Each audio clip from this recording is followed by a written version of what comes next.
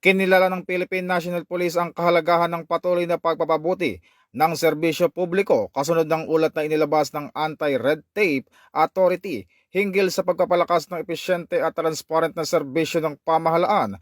Ayon sa PNP, nagsisilbing pagkakataon ng naturang ulat upang higit pang mapalakas ang kanilang mga reforma na nakatuon sa profesionalismo, integridad at people-centered policing.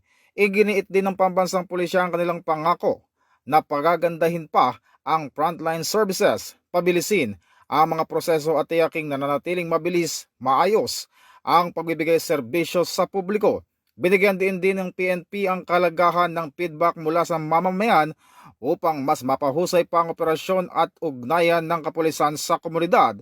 Patuloy rin susuportahan ng PNP ang mga hakbang para sa mabuting pamamahala, transparency at mas epektibong serbisyo publiko para sa mamamayan. Ito ang bagong PNP para sa bagong Pilipinas, serbisyong mabilis, tapat at nararamdaman.